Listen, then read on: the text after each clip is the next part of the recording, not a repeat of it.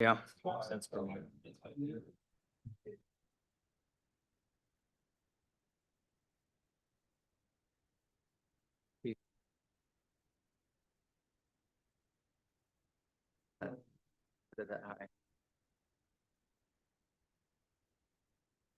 Name.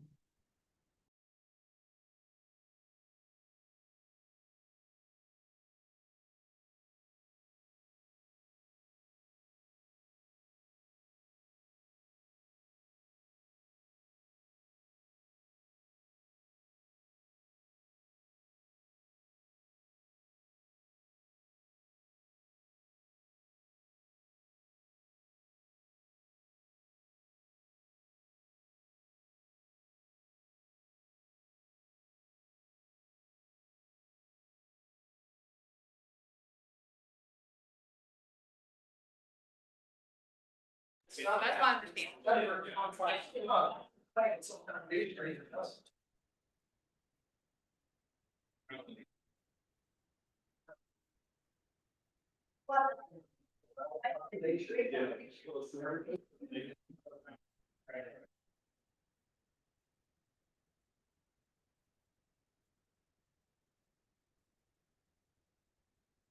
I like the discussion.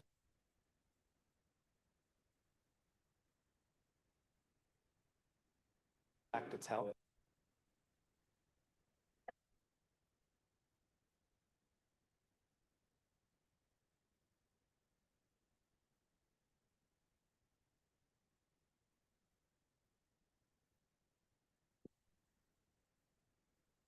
I'd get rid of.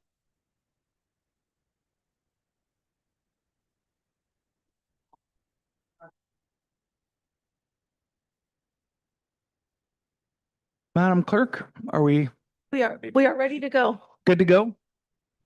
All right. Thank you, ma'am. Welcome to this evening's City Council meeting. City of North Pole today, July 7th. I hope everybody had a wonderful July 4th. Thank you for being here this evening. Madam Clerk, please call the roll. Mr. Williams, Here. Mr. Brandt, Here. Mr. Schuster, Here. Mr. Jacobson, Here. Mr. Claus, Here. Mr. Keller, Here. Mayor Church. Here. Please stand for the Pledge of Allegiance and the invocation given by Mr. Keller. I pledge allegiance to the flag of the United States of America and to the republic for which it stands, one nation, under God, indivisible, with liberty and justice for all. Our dear Heavenly Father, we're grateful for the opportunity that we have to be gathered tonight as servants within the community and as community members. We ask you to please bless us during this meeting that we may have thy will in mind and be able to discuss things to help our community be better and to get better. We ask you to please bless all those who are in harm's way with the wildfires, that they may be kept safe and protected. Please bless the first responders during the summer season with everything going on and fun festivities, that safety and protection will be there as well. And we say these things in the name of our Savior, Jesus Christ. Amen.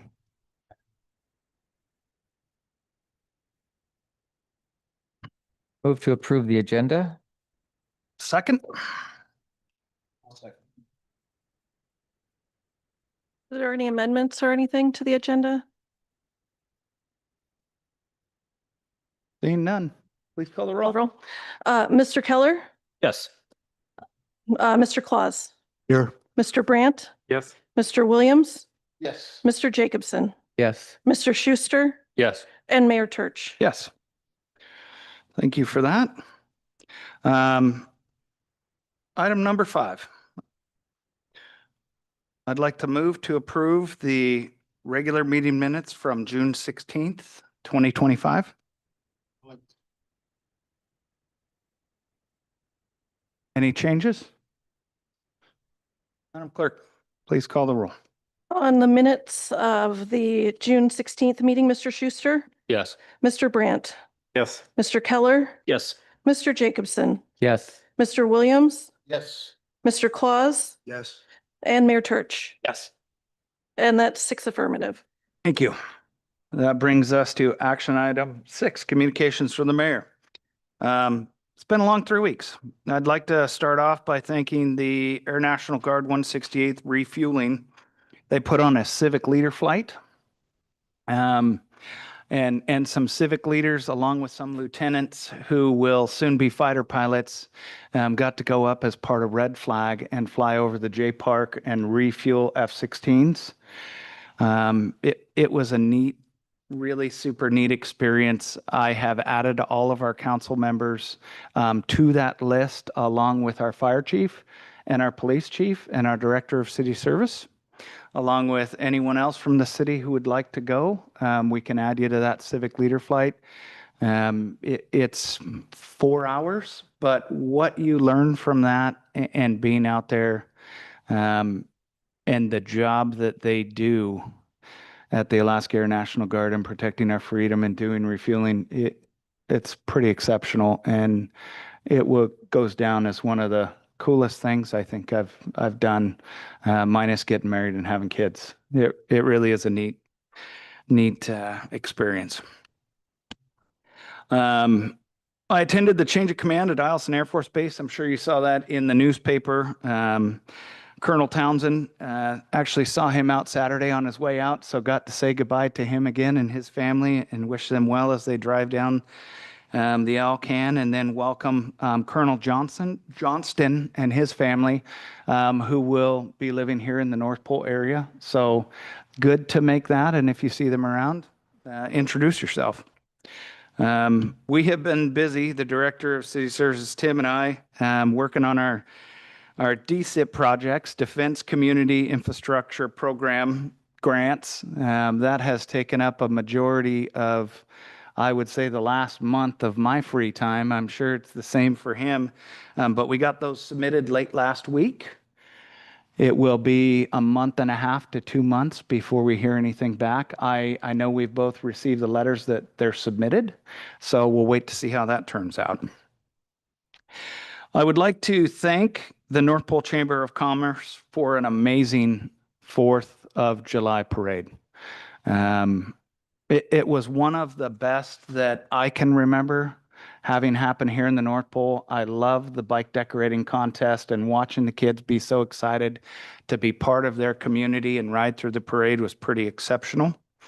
I would also like to thank the Grange for their after parade events, and then our Public Works Department, who did an exceptional job tuning up the streets, the grass, our city to make it look really, really nice, not only down at the Grange, but throughout the parade route and all over North Pole. Summer hires are doing a wonderful job. So I wanted to say thank you to them publicly. I have been working on the North Pole cleanup, identifying properties within our city that violate city code. This is something that I have been working on since I came into office, trying to make that happen and make our city better, clean up problem properties and get that dealt with.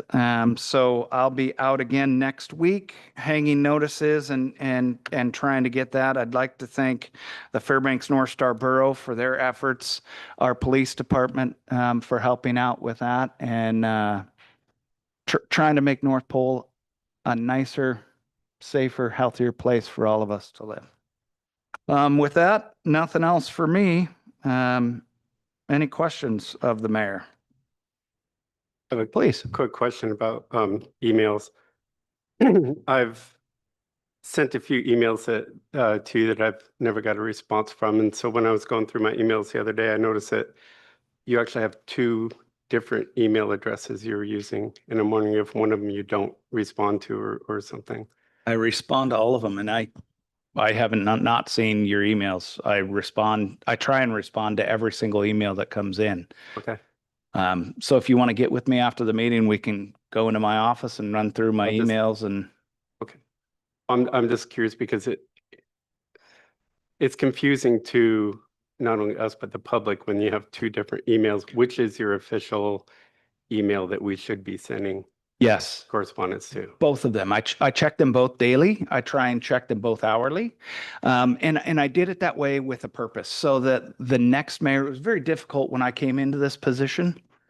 I had very little historical data from a mayor's perspective, emails, lists of meetings, everything and anything that would normally be sent to a mayor and asked to attend. None of that came through because both of the prior mayors used other email addresses. So I set up a mayor at northpolealaska.org account Right. so that when I left this position, whoever the very next mayor was would already be set up on that. Their Outlook calendar would already have those meetings coming in, and they don't have to set up anything else other than to say, this is my email address. They'll already get the notifications for all the meetings and all of the email lists from absolutely every group in town now has the mayor at North Pole email address. So that will be very advantageous. And then all of the email history from the employees that I've emailed, from the council people that I've emailed, anything that I've ever gotten. The only thing I do delete from that email address is the spam emails that come through to that address because spammers love mayor at whatever. Will be in there for the next mayor to decide how they want to use that email address. So I check both of them and I try and do it as regularly as I possibly can.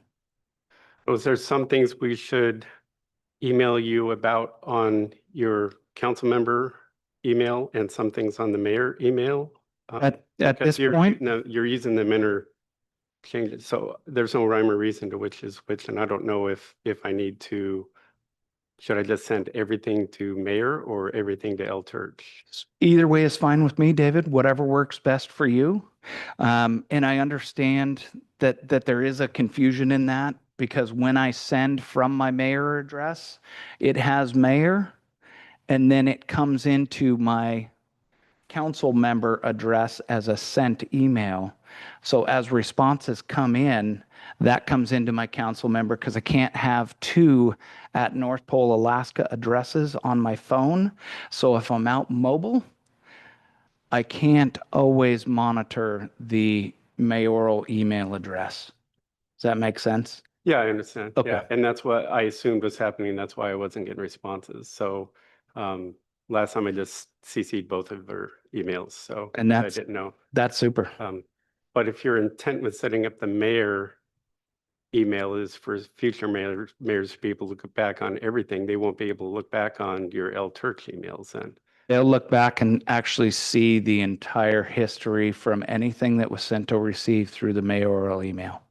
Right, but if I'm sending it to, or you're sending something from the L Church email, We won't be able to see it. Right, so while you're mayor, should you only be using the mayor email is what I'm getting at, if that's your intent of setting that up. Okay. So I don't see why you need two email addresses. It seems, well, I don't plan on being mayor forever. And when I leave being mayor, I'd like to hang on to my L Church at North Pole, Alaska, to come back to council to help whoever the next mayor may be. right, but what I'm saying, if it's official mayor business while you're mayor, it shouldn't be going through your council email address. If your intention is for future mayors to be able to, I can read everything. Okay.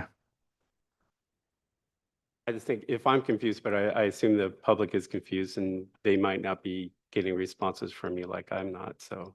So this is the first I've heard of you not getting responses or you not getting responses for me. And yeah, Just want to clarify. So, nope. all right, thank you. Thanks for the clarification, David. Any other questions?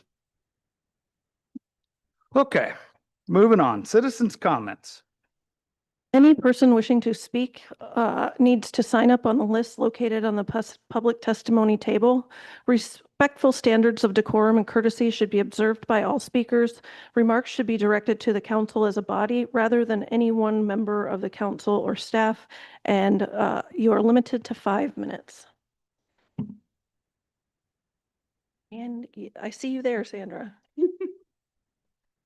Hi, I'm Sandra Rolfe. I just wanted to speak tonight. My kids were very excited about going to the bike decorating contest. They decorated their bikes. They got, we got there at 8:45, which was what the paperwork said. You have to arrive by. So judging would take place at 9:15. That's perfect. Kids have short attention spans. However, the judges didn't appear until 9:40 when judging finally took place, almost an hour later. If any of you have children, you understand they get very fidgety, and they had been standing in line since 9:15 when the judging was supposed to take place. So a lot of them and their energy and excitement for the bike contest and being a part of it had worn off at that point, and they just kind of wanted to be done and go and do something, and they are still waiting for judges to appear. Nobody could understand why nobody was there, because the two people that were kind of directing it are like, I don't have phone numbers for anybody. I don't know how to reach anybody. They were supposed to be here because I assume they had the same information as we do. So my only comments are, it's great for it to be back. The kids were very excited, but it was really sad to see how it was run this year.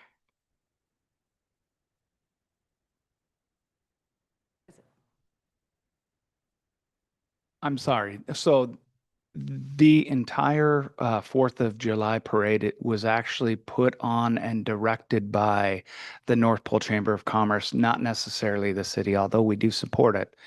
I'm sorry that they were late.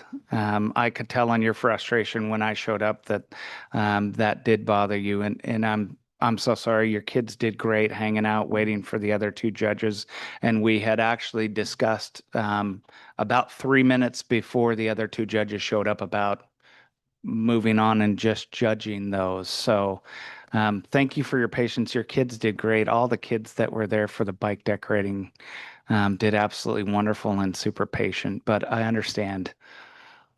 So thank you for that. Thank you.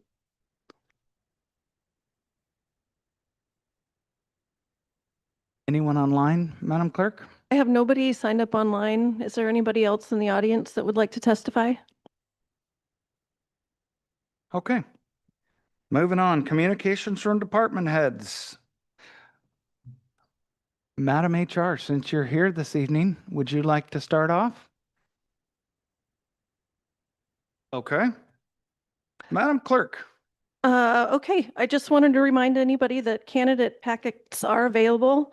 And while you can't turn them in until the 15th at 8 a.m., they are available for pickup and filling out.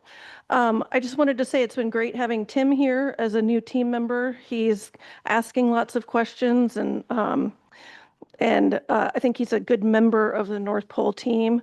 I also wanted to brag on a member of my department. Maggie Kimmel has worked diligently each month collecting all the required documents from each department, and this year she has achieved the 5% max benefit savings from AML-JIA, which is a savings to the city of $5,593.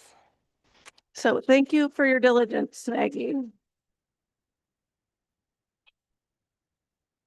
And that's the rest of my report, unless there's any questions. I do have a question. Have you worked with a new attorney yet? I have only sent to the attorney and CC'd Zane. I haven't heard back from them yet. So technically, no, I've not. Okay, was that email pretty recent? Yes. Okay, all right. Thanks. Anyone else? Okay. Chief Smith? Good evening to all of you. A couple things to just keep you apprised on. So the cars we ordered last year should be here any day. Good news, we did save $9,000 on transport costs because they're so desperate to keep our business. They shipped them all the way to Fairbanks for free. So I will believe it when I have them in my garage, but they should be here any day. We got the old command car, the one Dutra used to drive, ready, and it is being consigned for 14,000 at affordable, which will be good. That'll go back into building our fleet fund. I got the grant disbursement authorization for a bunch of old radios and the 2 snow machines that you probably have seen parked out here for the last 100 years.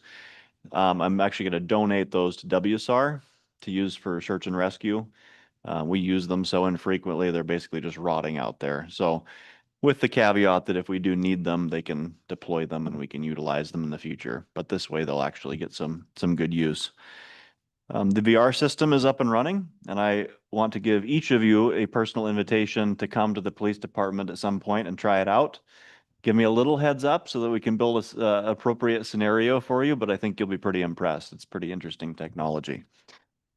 Hopefully I'll have a new sergeant detective picked out late next week. We're in the hiring process, evaluation process with the candidates currently. We are also getting quotes for the fencing and gates that I've discussed along the back of the police department. Stay tuned on that. And I'm currently conducting an informal survey of the Lake Drive neighborhood regarding speed bumps. So I'm going around on my very powerful electric scooter and talking to different folks there in the neighborhood about what their opinions are about speeding and speed bumps and what's going on in their neighborhood. So at the very least, they all get a laugh at that. Some stats to share with you. So as is typical, the summer is really picking up. We had 661 total calls for service in June. That does include both the officers initiating things and also the public calling. That's all included in that number. It is a pretty big increase from last year. With an average of 10 officers, the calls are 66.1 calls per officer.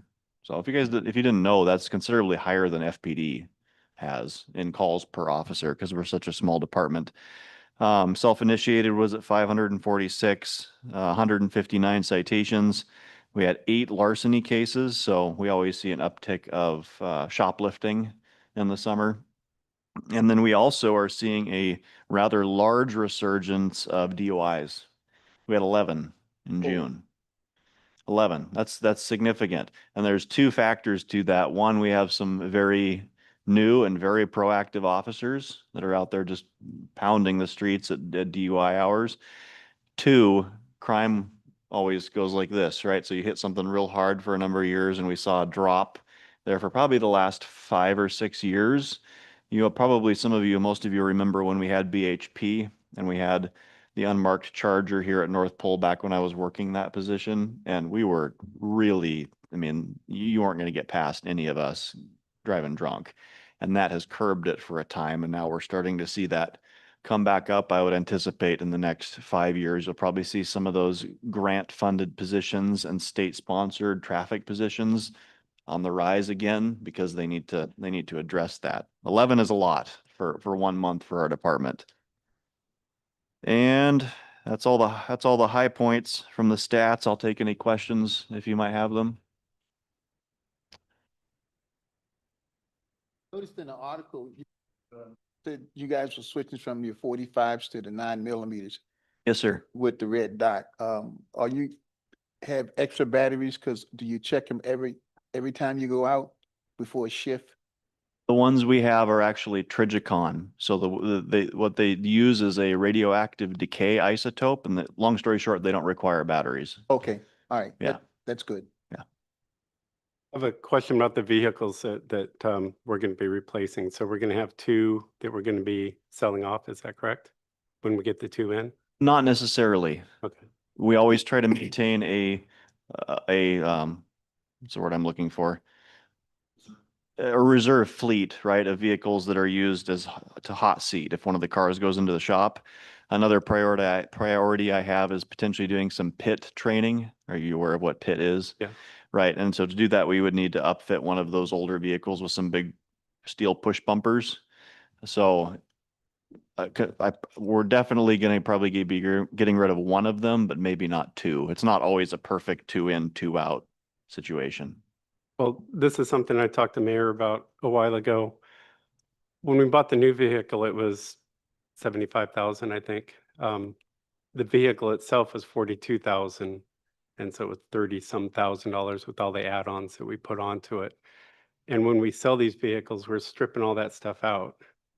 We're not going to be able to reuse it in the new vehicles because we've changed brands of vehicles.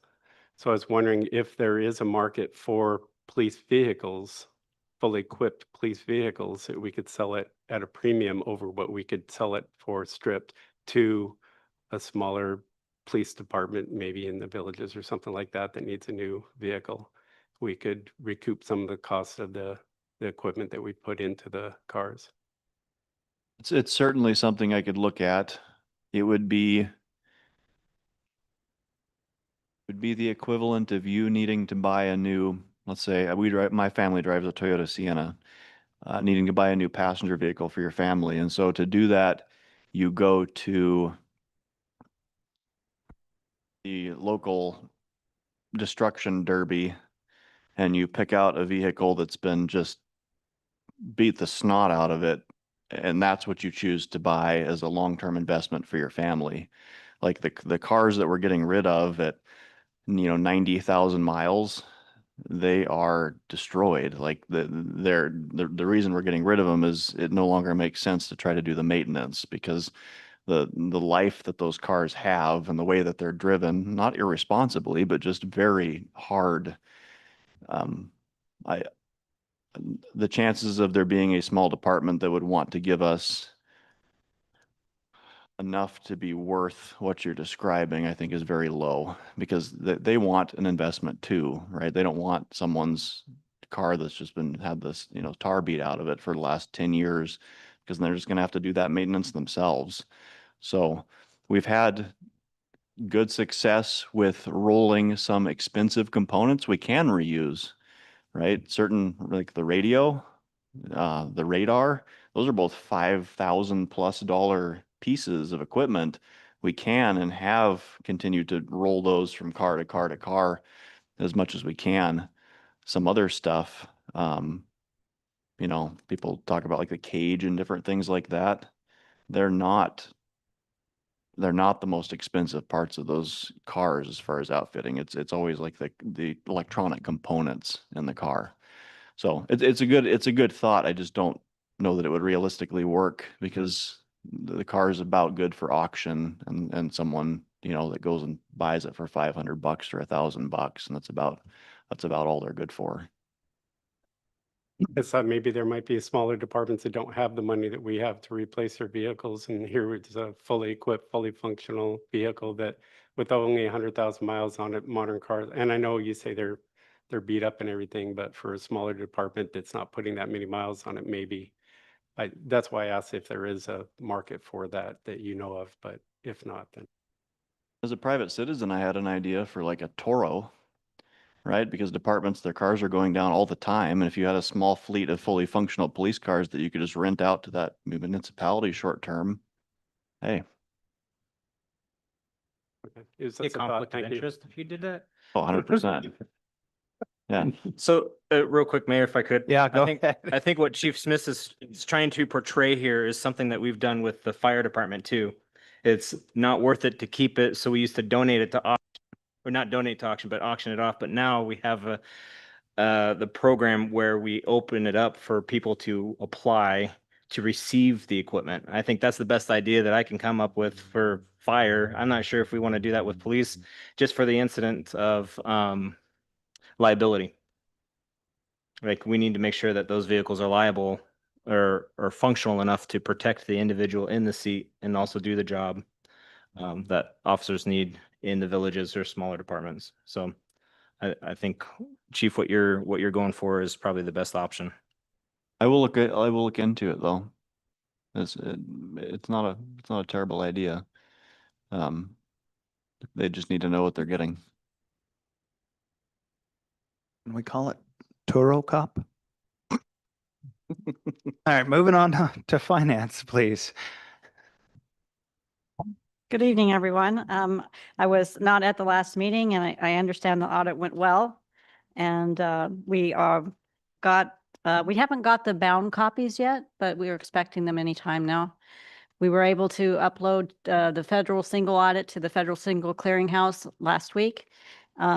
had a little hiccup with my email, but I was able to redirect my email address. So I also have two email addresses. At one point, we had our name dot, first name dot, last name at northpolealaska.org, and then we shortened it up with T Fogarty, northpolealaska.org. So both those come into the same email box, but I like the shortened version best. So, I can answer any questions that you have. None? Thank you. Steve Heineken. Hey, good evening, everybody. I hope everybody had a wonderful Independence Day. And thank you so much to the public for respecting everybody's, ability to not shoot fireworks. We made it through the season. It was very hot, very dry, as all of you know. It was very, tip of the toes for us at the fire department, wondering who had stashed a box of fireworks from last winter and was going to be out there. I haven't heard too many reports of hearing fireworks. I didn't hear any myself. And luckily, we did not have any incidents involving fireworks. We touched on the fireworks a little bit during meeting of the whole, but one thing I wanted to bring to the public's attention and your attention is how that is determined year to year in the summertime, whether fireworks are banned or the sales are banned. As most of you probably saw, notices from the Fairbanks North Star Borough banning the use of fireworks. So the borough actually does have those powers in the borough to ban the use of fireworks. They don't have the power to shut down the sales of fireworks.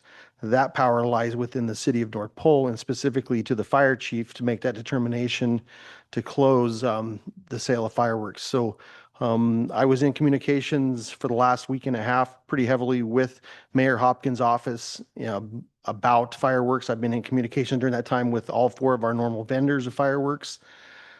And we really try to leave fireworks open. We tried, we communicated, and we knew that the weather was not looking good. The fire danger was looking bad. The assets to respond to new fires just were not there. So communications with the mayor's office, was ongoing until we made that final determination that, yeah, the weather forecast is looking bad. There's not assets available to fight more fires. And we made that decision, which absolutely was the right decision. The weather did not cooperate. It got continually worse than even the forecasts had shown. So I just want to thank the public for, recognizing the danger and respecting that and having a safe holiday. Luckily our community made it through a safe 4th of July holiday. There's obviously in Texas and other places that had tragedy, and something like that could happen in the Fairbanks area via fire pretty easily in the summertime. Okay, moving on. Our new apprentices started last week. Wow, that was fast, and they are doing tremendous already. We have the 3 brand new paid apprentices online, and we have 2 of our volunteers attending the academy over the next month and a half with those 3. They're doing really well today. They were at the station doing BLS CPR classes and first aid classes to get them through that portion. They're going to be hitting firefighter 1 skills starting next week, and we're hoping all 5 of them excel like we expect them to over the next several weeks. In mid-August, we'll be testing them for their state firefighter 1. So we're really looking forward to that. 2 of the 3 that we hired actually came to us with EMT certifications already, which is amazing. That saves a lot of time and of learning this fall, where we can start teaching them more advanced EMS. And then obviously the one that does not currently will be going through EMT1 class this fall. But yeah, I'm so pleased with last year. Our apprentices last year excelled far above my expectations. The program was successful, and I look forward to this next year being just as successful. So if you see them out training, you see them, they're going to be out and about the city. They're pretty easy to identify. Give them a shout, let them know that they're doing well. Our open house is scheduled for this coming Saturday. hopefully the weather actually looks like it's going to be pretty rainy throughout this week, which I'm very thankful for. And then it might, nicen up for this weekend. So feel free to come out on Saturday, 11 to 3, and we're going to have our normal open house set up, and you should be able to enjoy that.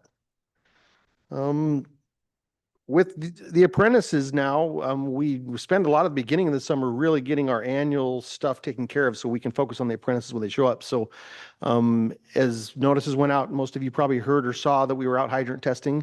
We tested 100% of the hydrants within the city of North Pole in June. And that went very well. It's always reassuring to know that we've got good water supply that if we have the need for, we can use. And our utilities is tremendous. We have a great water supply in this city. We're very, very lucky to have that. The other testing process that people don't see as much is our pump testing of our apparatus. So all 4 of the heavy apparatus over there at the fire station have large, expensive pumps on them. They have to be pump tested annually. B Shift, Captain Hamlin handles that each year. We're lucky enough that there's nowadays pump test and their pump trainers available locally. Eielson Fire Department lends us their pump trailer. In the old days, for those that you might remember, we used to have to find a lake or a gravel pit or a water source that, the owner would be willing to let us come spend hours pumping and re-pushing water into their gravel pit. Nowadays, they've got these amazing trailers set up. The city of Fairbanks has one, and Eielson Fire Department has one. So we were able to take advantage of Eielson Fire Departments this year, and we are so grateful that they allow us to use that. We're able to do it right there in our backyard. This way we can stay in service a lot easier. We don't have to bring extra personnel on to pump test like we did years ago. And it allows us to train with some of the other newer staff. It's really set up nicely for training. So big thank you to them. The only other thing I had is I just added to my list was tagging onto the vehicle disposal conversation there.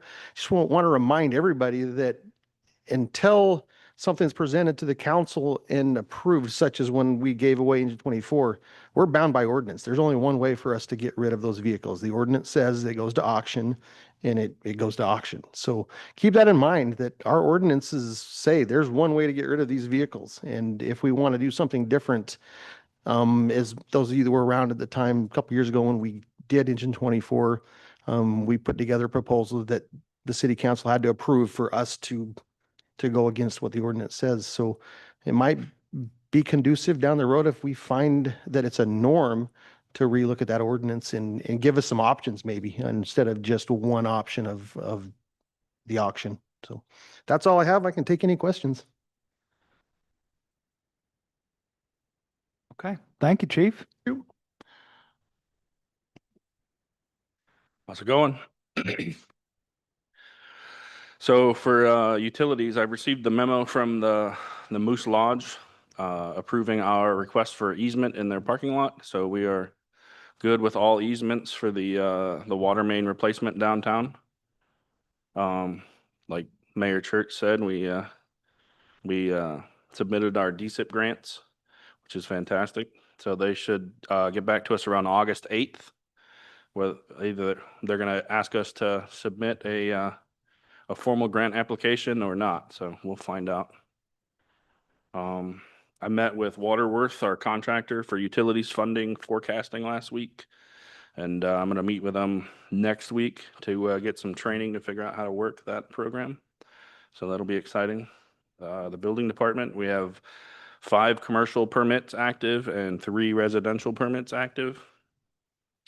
Public Works is doing some brush cutting in the easements to try to help with driver visibility. We just received the bids for the 2025 paving contract. So I'll be bringing a recommendation memo to the next meeting for you guys.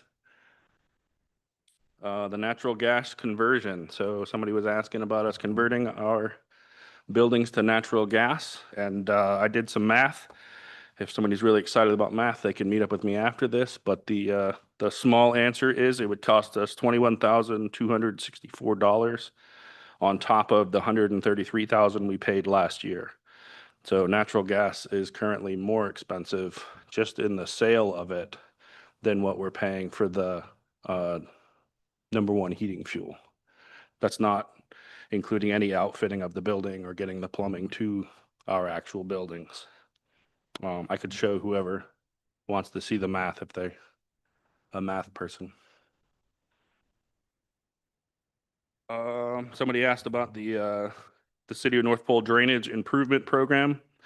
We did receive the grant, $752,000, and we've got a $200,000 in-kind match for that. And I've completed the Federal Highway Administrative exhibits for competitive grant agreements, and it is currently under review by our handler, Christina. So if she thinks it looks good, then they'll send it for the next layer of review, and then we'll just keep going with the process.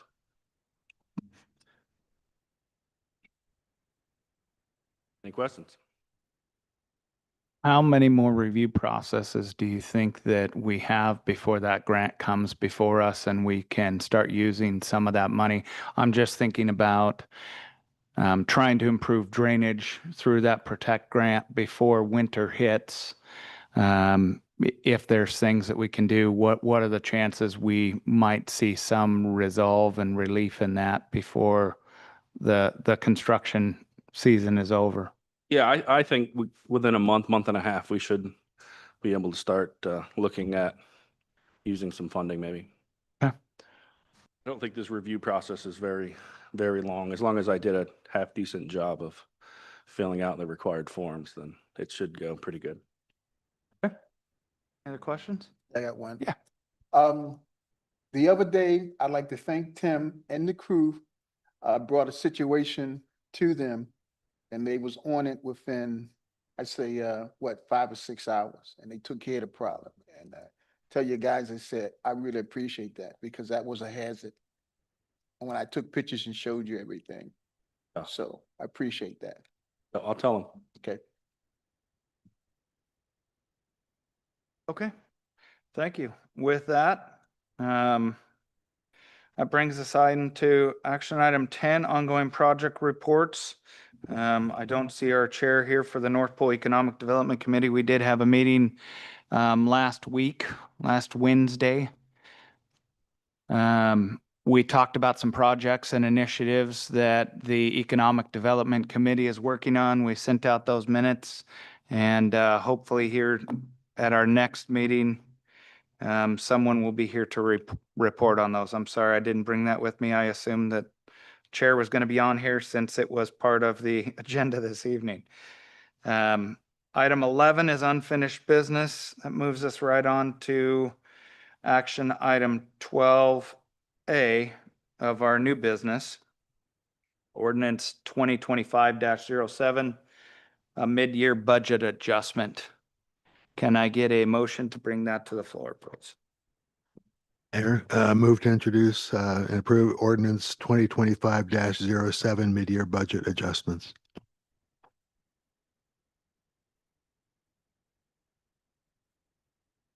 No. Per what we have here, we bring it to the floor first and second, then we have a staff report, and then we call for public testimony. I'll second that. Okay, I'll so second the first. first by Councilman Claus, Sure. seconded by Councilman Keller. Staff report, Trish. So this is just a mid-year adjustment. Couple of things happened. We received more money than we anticipated on the SEMT money. I did check the, after Councilman Brandt was in my office this morning, I didn't think to check this on Friday, or Thursday. But we did have enough money budgeted to pay for the 15%. Yes. Yeah, so that is good. So we're bringing that money in. I don't have it with me, but basically, I think there was some direction given to us last year where any of that money was going to be put in the fire department fleet fund. Is that correct?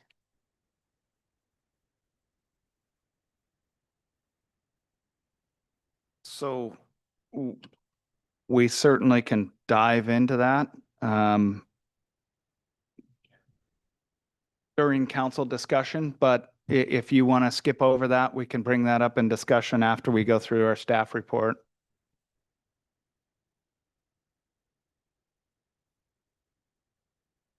The police department, they gave me some of their recommendations, and the fire department feels like they're right on target. So I only made one change on theirs, which we got our new insurance bill that came in last week, and we were a little short on insurance. So there's about 3 of them in there that are insurance adjustments. We also got an RFP that we haven't brought to council yet, but for IT contract that we still have to figure out. And in a couple of cases, judging by those RFPs, we're a little bit under on IT in a couple of departments.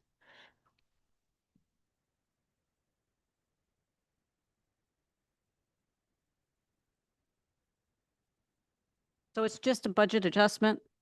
Not necessarily are we going to need these funds or spend them, but we're making an adjustment thinking we got half the year done now.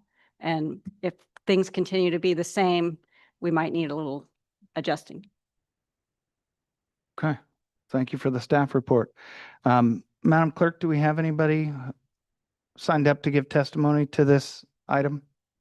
I had nobody sign up online to give testimony. Did anybody in chambers? Nope. Okay, that brings us to council discussion on the item. Please go ahead, Mr. Brandt. So going back to the SEMT funds, so we have $30,300 here. 15% of that, for those who don't know, we pay a vendor 15% to fill out the SEMT reimbursement paperwork for us.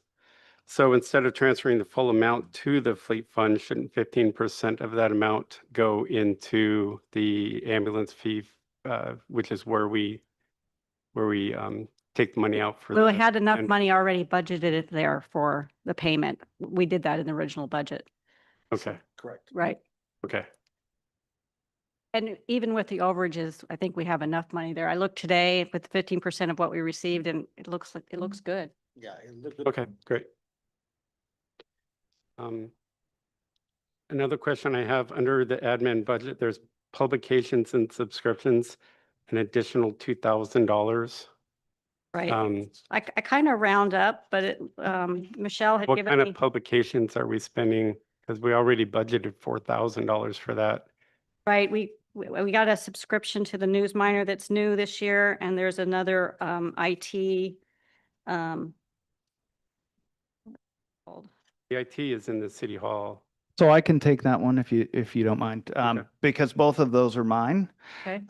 So previous, when I came in here, we shared a subscription to the Fairbanks Daily News Miner with the clerk. But I was informed that because she does posting for RFPs, that was no longer allowed, and something to do with the comments that could potentially happen under her account that may inadvertently affect her. So she requested that if I wanted a paper, I went out and got it for myself. So I got a subscription to the Daily News Miner for everybody at City Hall, which allows everyone at City Hall access to the online portal. And I actually sent that out after talking with the salesperson at the Daily News Miner to make sure that we could share online logins. She said that was no problem as long as it was within the workplace. So I sent my mayoral email out along with my password to allow everyone at City Hall to use that. The second thing is ChatGPT, which we did purchase as a city to assist in email writing and grant writing. And that's $200 a month. $200 a month, $2,400 a year for Yes, sir. GPT. Yes, sir. Yep. May I ask what a platform you're using for $200 a month? OpenAI. OpenAI. Okay. Yep. So And that, I'm assuming you went with a corporate and the business one rather than, I did. okay. Yep. So that's there. And percentage wise for email use versus grant writing use. Last month it was probably 90% grant writing, city business related, and less than 10% email use. So the way that I typically use it is write an email, write my thoughts, submit it, update it. It takes my words, changes them to be more concise. And then I read through it again, and if I agree, away it goes. So with you purchasing this for the city, does this other city members have access to this account? They certainly can. Yep. Has anybody been told that they have this ability? No, So, no, they haven't, but they certainly can. okay, so we have this In fact, option. I did tell Tim that if he wanted to log in and do that, he could use that for the same purpose. Okay, what is your plan of action to make this better known for other city hall? I certainly can send out an email. The problem with that is that it records absolutely every Everything. chat. Mm-hmm. So there is some things on there that I wouldn't necessarily want to share with every single employee related to the position that I'm in when it comes to writing letters of reprimand, attorney issues, and things like that that I think are important to keep, but not necessarily for sharing. Okay. So as one that I use that those types of systems as well. Have you taken a course or taken anything to learn how to best use AI with prompts and stuff like that? I have not as of yet. Okay. Every day it's a learning experience. I started using OpenAI a few years ago in my other business, and it improved what I wanted to say and how I wanted to say it to be most concise.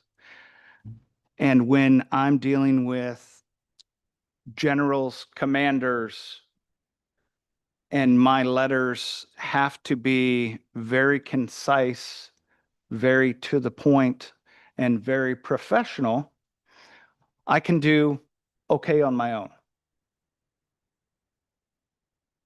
I can do exceptional with technology of ChatGPT. So as one that I've taken,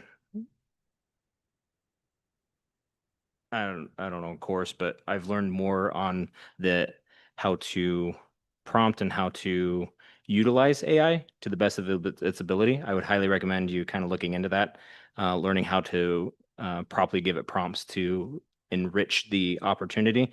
Because one thing that I've noticed is if we use things to supplement our intelligence and take that responsibility away from us, we lose it real quick. So you want to make sure that it's strengthening weaknesses and not taking over your strengths. Just a little tidbit there. Okay, thank you for that. You're welcome. Did that answer your question, Mr. Brandt? Yeah, I had no idea you were using ChatGPT. That bothers me quite a bit. I don't like it, but nothing I can do about it. So, okay. Do you have a question maybe for Tim on the streetlights electric? Is this increase because of the new streetlights that we put in down? I can't remember the name of the. Right. Okay. I just kind of went through and seen where things were kind of low. I was just wondering, are we anticipating we're really going to use that much more, or was that just a place to park the money? Kind of a place to park money. Okay. I too had questions about that, so thank you for bringing it up. Where are we at in percentage wise with the streetlight electric? Since we're about halfway through the year. Right, but we're paying 2 months ago right now, so we're 2 months because of the way it's paid on our credit card. Okay. We have Alaska Airlines mileage card set up that pays most of our utility bills. So we can have mileage for business travel. So that being said, it's a little behind. So we're really not paid for half the year. And that one was in the Public Works. And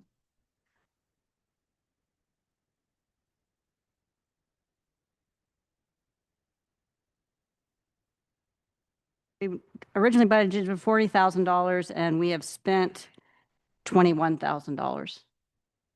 Okay.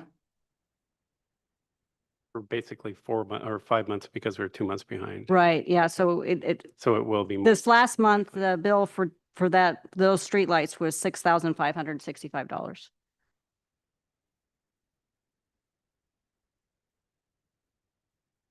So that would be for April or May? You said for last month, Well, that's when. but we're 2 months, paid right? it, Yeah. Right, It right. would have been for April. Okay. I had the same question, just because we're in the brightest 4 or 5 months of our entire year, where we're at year to date, that makes a huge Right, difference. Right, I imagine the summer months won't be that much. Okay. Because April is still pretty dark and. And then we're adding 10.5 to that, and then below that for the other Public Works Electric, where are we at with that? As far as, since you're in the same line item group.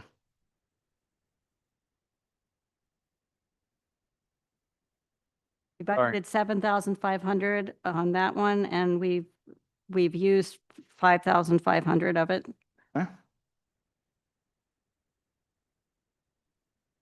Perfect. Thank you. For Chief Smith, an additional 20,000 into the dispatch contract. Have they increased the contract, or are we anticipating they're going to increase it? Yeah, she sent me about a month ago now. She sends me the what it's projected to be, and it's always behind, and it's always a little bit of guesswork because it's based off call volume, right? So it breaks down to about $35 per call. And so as our call volume increases, that cost increases. And so when she sent it to me, it was looking that much more than what was in the budget. So when you were talking earlier about the call volume, you were talking about self-initiated calls. Yeah. Do we pay the same for those? Yes. With dispatch? Yes. Okay. And what exactly would a self-initiated call be? Traffic stop. Okay. So anything that's not coming okay. Yeah. Got it. And then, Madam Clerk, if you don't mind, can you put the ordinance back up on the screen so everybody can see it? I did ask this. I try and think about everything as though I'm a general citizen, and looking at this, it looks like we're pulling absolutely everything out of the general fund and putting it into these departments. So removing that from savings. Trish, do you want to just go over what we talked about so that it alleviates any confusion about Sure. how that happens and why it's set up this way? Well, we first off, we went through and we kind of audited some of our general ledger accounts to make sure things were in the right place. One of the things that this happens to is miscellaneous revenue. So when we were looking at miscellaneous revenue, we found there was a $36,000 in there for a one-time vendor for sales tax. So we put that where it's supposed to be under sales tax miscellaneous vendor. That's vendors that didn't necessarily have a business license. That's where the sales tax goes. That's been since changed, but this first time payment that they gave us was, they didn't have a business license yet. So that's part of it. Then the SEMT funds, I showed it there, and then you can see it coming back out to the fleet fund. And then there was another $4,000. We had about $2,000 worth of fingerprint revenue right now. Half the year's gone. So we didn't budget anything for fingerprints last year. So I just figured half the year I put 4,000 there. So what this is doing is taking our non-budgeted revenue and moving it to some other accounts that might need that attention. I just want to clarify with what I was talking to you earlier about, so everybody understands that we are not necessarily going to spend this money. Right. We just need to park it somewhere Right. to balance Right. the budget. Like I know that I'm probably going to need a computer. My computer's been acting up for years now, but we're waiting for this IT contract to come forth. And so there's no point in buying a computer now. But I know I need one.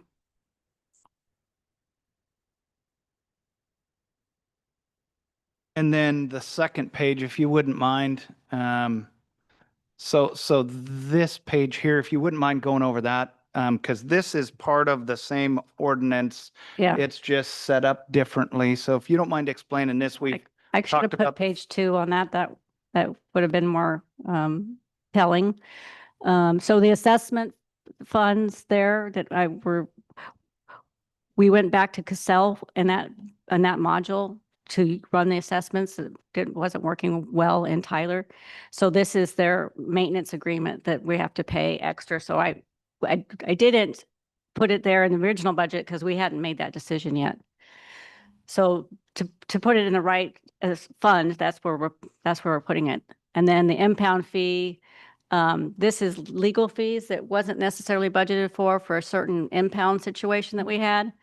And so we're just bringing that over so we can put the payments where they're supposed to be. Right now, we took it out of, just to get it paid, we took it out of PD, but it really should have been an impound, but we didn't have enough money budgeted there to do it. Okay, any questions about page 2? Seeing none. Any other discussion? Madam Clerk, please call the roll. On ordinance 2507, an ordinance of the city of North Pole, Alaska, amending the 2025 budget. Mr. Schuster, Yes. Mr. Brandt, Yes. Mr. Keller, Yes. Mr. Jacobson, Mr. Williams, Yes. Mr. Claus, Yes. Mayor Church. Yes. Thank you. Okay, that brings us on to action item 12B, ordinance 2025-08, the fee schedule update. If I could please get a motion to bring that to the floor. Move to introduce ordinance 2025-08, an ordinance of the city of North Pole amending the user fee schedule title for chapter 4.10, section 020. I'll second that. Oh, sorry, Santa, you got me, I think. Okay, introduced by Jeff, seconded by Mr. Claus. I'm not sure who to go to for a staff report on this. Who would like to give a staff report? I can talk about it. I brought it up. Okay, perfect. Thank you, Jed. Basically just a need to make sure that everything that we're charging is accurately reflected on our fee schedule and up to date. And so I brought in some things. Looked to Fairbanks code to see what they had to say about a couple of these items, and then brought similar language into our fee schedule to make sure it's appropriate with what we're spending, what we're charging on inspection or redaction of records and record search and preparation, just adding a little bit more information there on how we actually calculate that, because prior to this, there was nothing in there at all for people to read. And then removing under police reports, the victim. We're not charging victims for police reports. So just trying to update it. Okay, thank you for that. Is there anyone signed up for testimony on this? I have nobody signed up. Would anybody on in the chambers like to speak? Okay, that moves us to council discussion. In reviewing this in the meeting of the whole, we did talk about a few errors or a few corrections. If you wouldn't mind sticking that back up, Madam Clerk, I wanted to make a couple of adjustments if I can move to amend this where it says NPPD certified mail. If we can change NPPD to non-utility for both of those. And then would that be, I guess, evidence mail return we would still want that to be NPBD? Correct. Yep. Because I don't believe the fire department has any evidence that they may have returned. No. Okay. And that was non-utility? I think that's what we had discussed, correct, council? Correct. And then I would also like to amend the fireworks annual permit Class C retail vendor. Could I get a roll call on this First Amendment change? And then we can do more amendment changes. Certainly. On the amendment to change NPPD certified mail, NPP certified mail to non-utility certified mail, both large and small. Mr. Claus, Yes. Mr. Schuster, Yes. Mr. Keller, Yes. Mr. Jacobson, Yes. Mr. Williams, Yes. Mr. Brandt, Yes. and Mayor Church. Yes. Thank you. I would next like to amend, please, the fireworks annual permit, Class C retail vendor to read 3,000 plus a $200 prevention fund.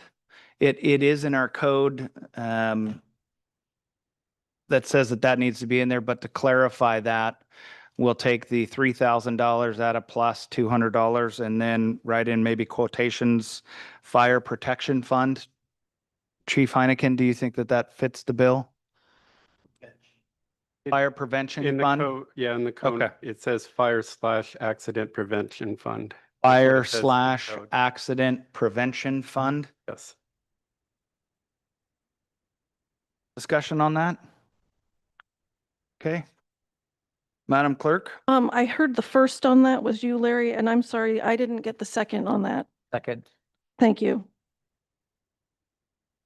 On changing to fire/accident prevention fund, Mr. Keller, Yes. Mr. Williams, Yes. Mr. Brandt, Yes. Mr. Schuster, Yes. Mr. Jacobson, Yes. Mr. Claus, Yes. and Mayor Church. Yes. Council, I know we talked about a few other things. Is there anything that I'm missing that we haven't addressed So- on this? Record search and preparation. I believe Ms. Brandon's already made the changes. Okay, yes, I that would did. be page 2. Yeah, the first 5 hours are free.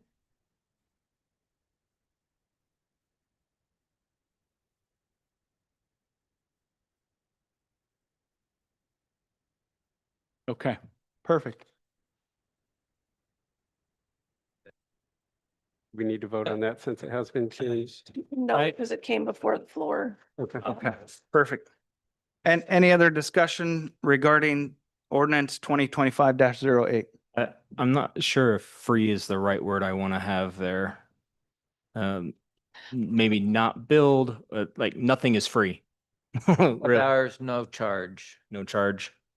Also, within our packet, there's some discrepancies between the ambulance fee. Well, let's just say there's discrepancies between what we have in front of us as what we have as our ordinance, but published on our website, there's a different fee schedule. So, and I'm not sure where this one is because the one on our website is quite different. I think there's one somewhere loosely on the website. I'll have to look for it. But when I pulled this straight out of the Code of Ordinances, and I can look for what I know what I stumbled across it at random one time. And we can just clean it up. Maybe that's just clerical that we don't have to do anything. But if our hyperlinks can go to the actual code, so we don't have to redo all of these lines because there's quite a few that are different from the one that's published. I and think that referenced. may have been from before the 2023 changes. And I'll just make a note to go and find it and update it with our current. Okay. Yeah. That'd be great. Thank you.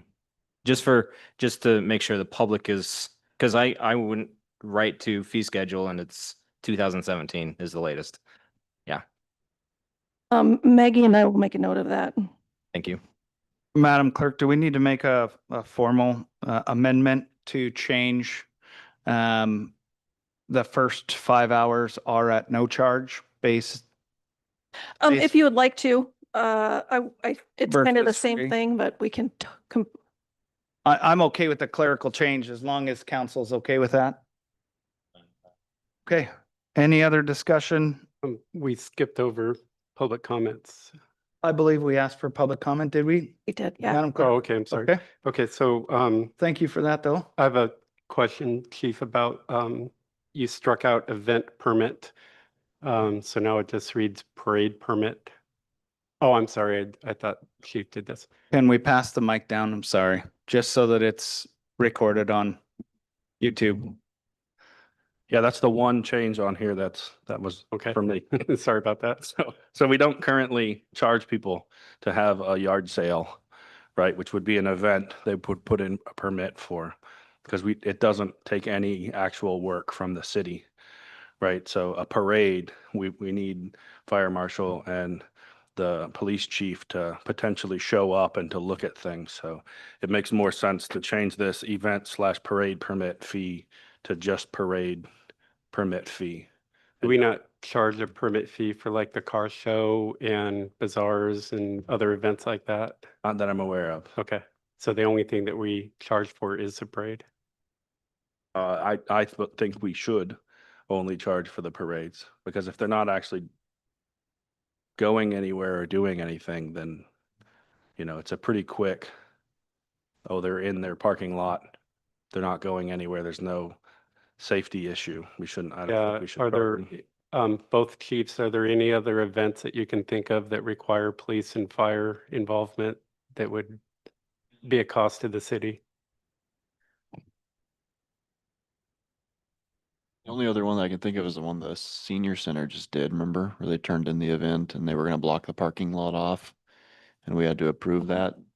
So if it were me, I would just do both, and then it'd be a kind of a discretion thing on our part, whether they need it or not. I see where Mr. Glidden is going. If it doesn't cost us resources, police and fire resources, it doesn't make sense to charge for the event. That's why I was wondering if there's any other events that, like any of the runs, do we have to have police barricade roads and things like that? Mayor, if I may, I know there are some times, maybe not so much in city of North Pole, but other municipalities that you can have block parties. And the purpose of that is to make sure that the fire department and police department know that roads can be blocked or will be blocked or have for permission to be blocked so that there isn't any traffic on a road for a road party. And then also for Mr. Brandt's comment about the bazaars and the car shows, those are on private property and we can't charge for an event on the parking lot at Safeway or the mall. But my thinking is if we strike event off right now, what is there to say that in my neighborhood, I shut down the road and not have to tell anybody because it's not in our code? So just my thought.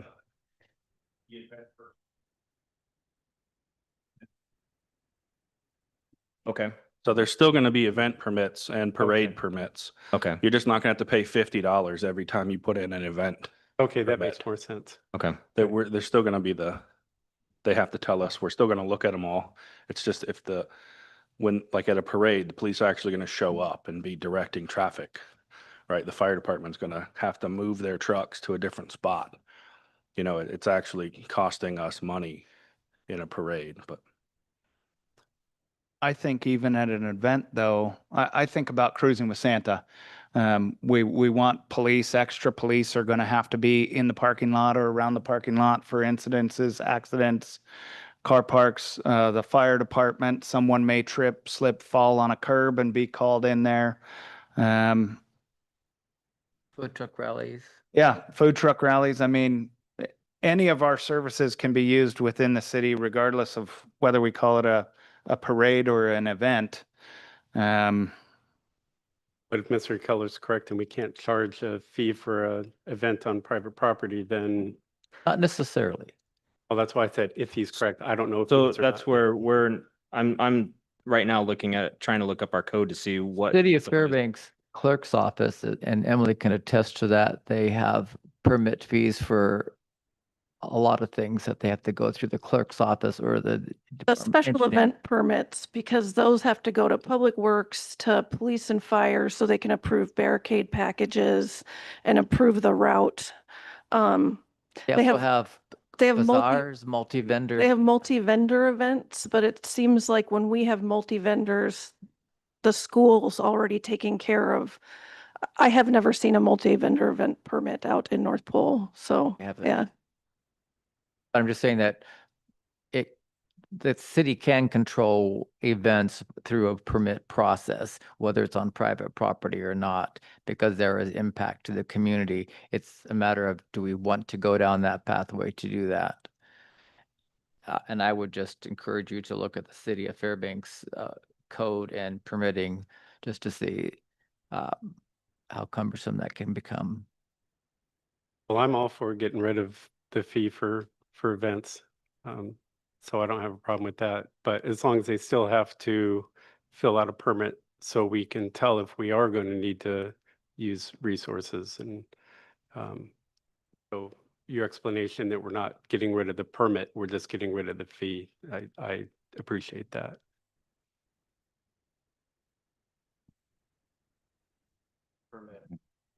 For specific things, like if they're requesting the police to be there, we could, give them a price for that.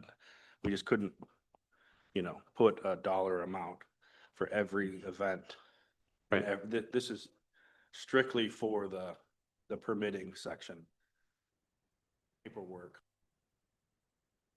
In the fire department and look at where the event's going. Right, if they need barricades and if they need, fire suppression and all this other stuff for the events, then it'll be an additional charge that's not. Go ahead, Chief. Yeah, I don't have a preference on which is charged or any of that. That's, I'm good with however you guys decided, but as the fire department, we definitely want to be notified and be aware of any time there's something different in our city that brings the public into groups, changes, the pathways to get to them, congests areas, so I would definitely make sure that we have the permitting process, whether it's charged for or not, I don't care, that notifies the fire department and the police department, so we are aware when those things happen. Yeah, that was my exact concern, but since we're not getting rid of the permit, I don't have a problem with that. Thank you, Chief. Okay. I had a quick question. Yeah, please. Sorry. I'm presuming that even the permitting process, irrespective of the fees and stuff, still requires that all the people have their appropriate insurance documents that we're supposed to review before that event occurs.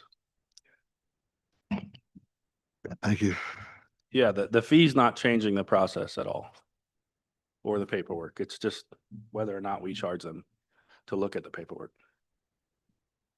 Okay, any other questions or discussions about ordinance 2025-08? Seeing none. Madam Clerk, please call the roll. On an ordinance of the City of North Pole amending the user fee schedule, Title 4, Chapter 410, Section 020, Mr. Jacobson, Yes. Mr. Schuster, Yes. Mr. Claus, Mr. Williams, Yes. Mr. Keller, Mr. Brandt, Yes. Mayor Church. Yes. Okay, with that, takes us to council comments. Madam Clerk, where do we start this evening? This evening, we start with Mr. Schuster. The only thing I'd like to put on, I appreciate police, fire, public works, everybody working in the heat the last couple of weeks. I know it's not easy some days, and I'm out in it myself, so I know it's difficult. And thanks for all the work you guys do. That's all. Thank you, Mr. Schuster. Mr. Williams? I'll ditto off of what he says, but with the weather and stuff, I'm noticing individuals out there working, so we got to make sure that our people are hydrated. Okay, that's important for us. And I appreciate everybody's hard work in getting things together and updating stuff. We got a ways to go, but we're getting there. Okay. Thank you, Mr. Williams. Mr. Claus? Well, one of the things I notice out there since I'm walking around a lot, and I think everybody else notices it, is the air quality. And I'm hoping that improves because it's a big potential health issue. So enjoy the summer, everyone. Thank you, Mr. Claus. Mr. Brandt? Okay, so the last meeting, we had the presentation of the audit. And we were given the audit on, 3 days over the Father's Day weekend to review it before the presentation. The audit is extremely lengthy, complex, and very, very important for us to understand because that tells us, the budget tells us what we think is going to happen. The audit tells us exactly what happened. And it's a very important document. And I didn't feel 3 days over a holiday weekend was enough time for us to review it. Ms. Fogarty was on vacation and it was her birthday on Monday. She was going to try to call in, but was not able to, but she expressed interest in being here for the presentation. And I thought it would be advantageous for the council members to have more time to go over it. So I came to Mayor Church prior to the, on the Friday before the meeting and asked if we could postpone it till the next meeting. And he told me no, because the fire department had a grant application that was due that required the AFS. Come to find out at the next meeting, it turns out that that was for the SEMT reimbursement, not for a grant. So I contacted Ms. Golchenko at the state. She's the state SEMT coordinator. And this is just for future reference. So Chief, and future council members know that we can postpone it to give us more time to go over it. Ms. Golchenko said that he'd be happy to grant an additional extension if needed. I would just need the request in writing. Email is fine with the date you would like the extension through, as well as a reason, which can just be additional time needed to present audited financials to City Council. So even though that would have put us past the date, she said, no problem if we need an extension. So just for future reference, if you need additional extensions, it's just a simple email to Ms. Golchenko and she'll grant that. And then Mayor's other concern was that if something were to change in the audit as a result of the presentation during the council meeting, that would make the grant application voided. So I asked Ms. Tarver, who gave us a presentation, the CPA for LG Rayfield, and she said that the council presentation is informational, not for the purpose of approving the financial statements. The draft is reviewed by management and the presentation to council would not result in any changes as management has accepted the draft financial statements and approved them for issuance by the time we complete our audit. So the audit was completed on June 12th, plenty of time. Nothing would have changed as a result of the presentation. Even if we wanted additional time, the SEMT coordinator would have granted it to us, but she even verified with her supervisor. She says, I verified with my supervisor and team that it is not a DOH requirement for the audit to be approved by the council. So that's not a requirement of theirs. So I just want in the future for the council to have more time to review the audit before the presentation. I think it's extremely important. And I've sat down with Trish a couple times after she got back from her vacation to go over. There's so much information in there that's really important that we all understand. So we didn't have enough time to go over it to even ask appropriate questions to the CPA that gave us the presentation. Just for future reference. We can ask for one more time if we need to. That's all for me. Thank you. Thank you, Mr. Brandt. Mr. Keller? Yes, so previous meetings, we've had discussions on mill rate and I'm shifting gears. Mill rate and taxes in the city of North Pole, outside the North Pole. So I did some digging on what the comparison is for mill rate in North Pole. What is it right outside of North Pole? What is it in Fairbanks? Has anybody else done that? I'm just kind of curious. No? Oh, yeah. All right. All right. All right. So here we go. So North Pole, and I just had a random number of house appraised value assessed at $200,000. If you have that city in the city of North Pole, you pay $3,144 in taxes for the year. Fairbanks, with the mill rate of 16.513, you would pay $3,302.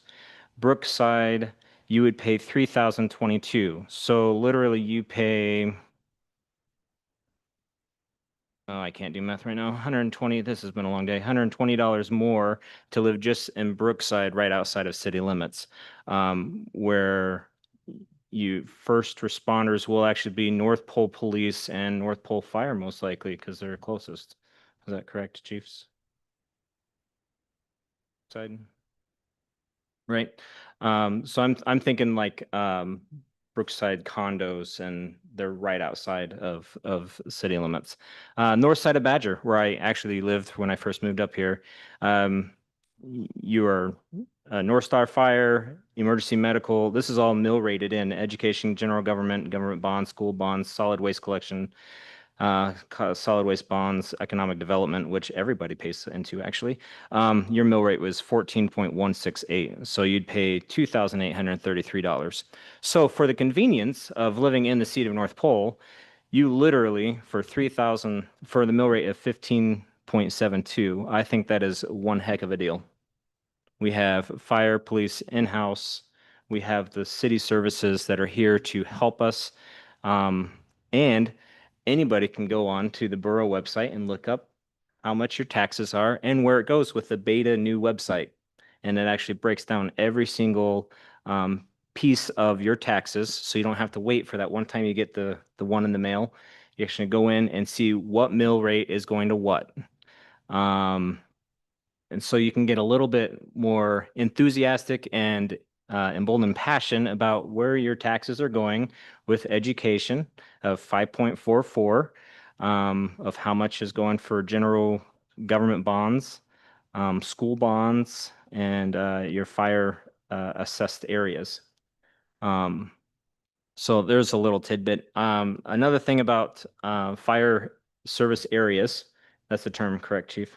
Fire service areas. I read in the paper that there was a fire that I think it was Steese was called out to. Then they realized it was outside the fire service area and they had to stop. And then they had to call the fire. Thank you, state forestry, and then have them detailed into it. And I'm assuming that's because of liability and a lot of different things. My case is fire service areas are important. Having quick response times is important. We have very quick response times with our police, very quick times with our fire, and I'm very appreciative of that. And I'm happy to be a citizen of North Pole, and my tax dollars are going to hard work. And so there is the answer.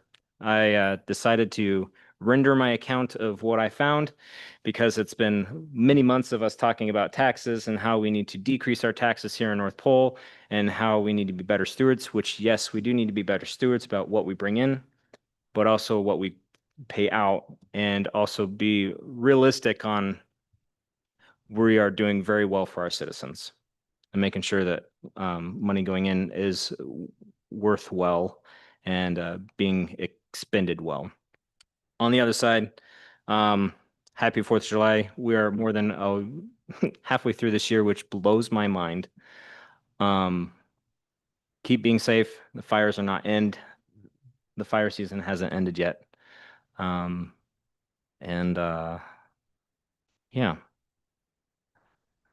I'm done with my soapbox. Did anybody contact you, Mr. Keller, with the opposite striped pole? Because I've been looking everywhere for it. I had one person, thank you for that. I had one person contact me within, was that 20 minutes of us ending? 5 minutes.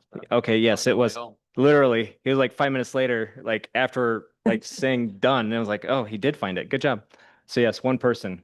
There's one candy cane light, opposite stripes direction. Thank you. I know. I feel like a Easter egg. coin goes to the winner. Thank you, Mr. Keller. Mr. Jacobson? Thank you.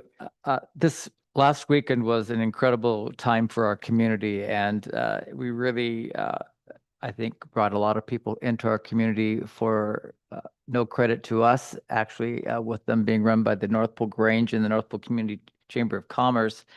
They did a fabulous job. I'm sorry the judges were late for the bicycle decorating contest, but those are two organizations that really need a lot of our support. So I would just encourage council, when it comes bed tax time, to remember these two major events that showcased our community by these organizations, and to lend them support financially to continue to be able to do those things in addition to all their other activities they do.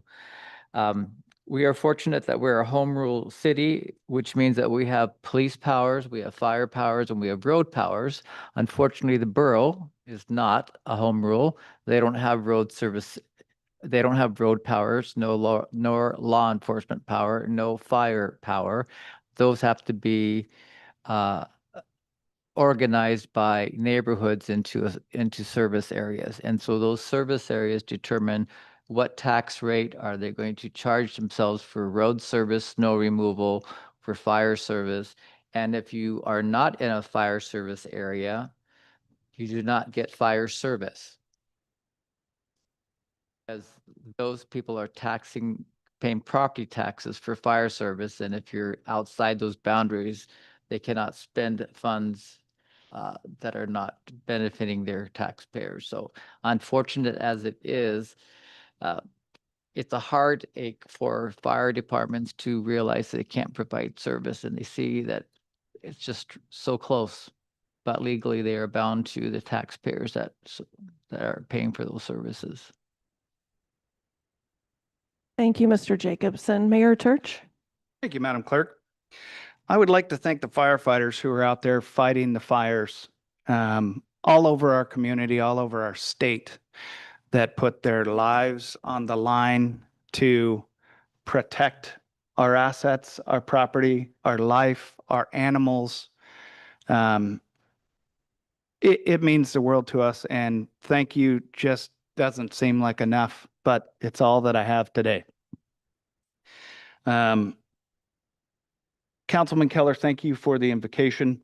It was absolutely exquisite. The only thing I would maybe just like to tie on to that, I know that was a little bit ago, but to keep our prayers for those affected by our fires, but also by the Texas floods.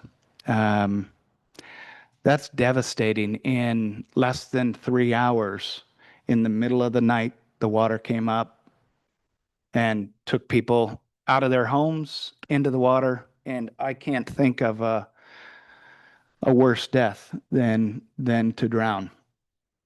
With that, I would also like to remind anyone and everyone who is on the Chena River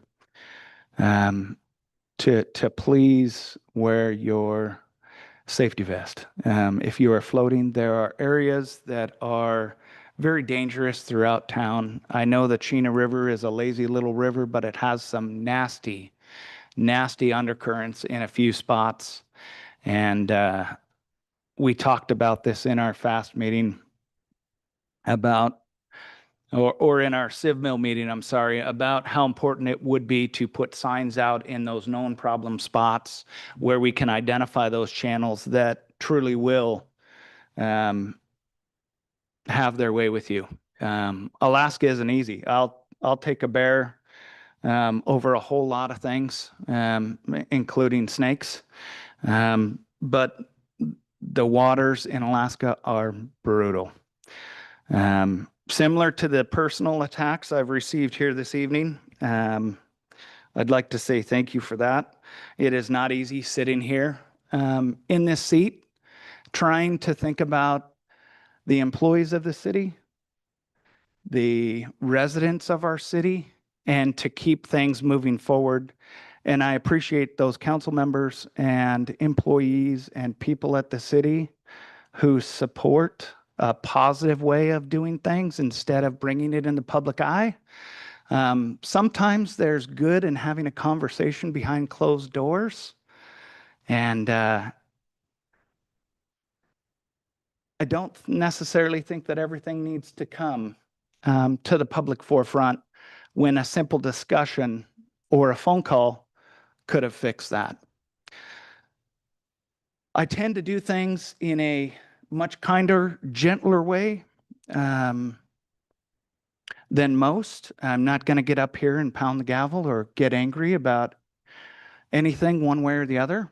I try and do the best damn job I possibly can every single day, to the detriment of my family most days. I work late hours, early mornings. Thank you for a job well done, Mayor. I appreciate everyone who works at the city of North Pole, who does the exact same thing every day to keep our city running, and the council's support of those important services for our community. With that, I'd like to move to adjourn. I'll second. And we are adjourned at 8:34.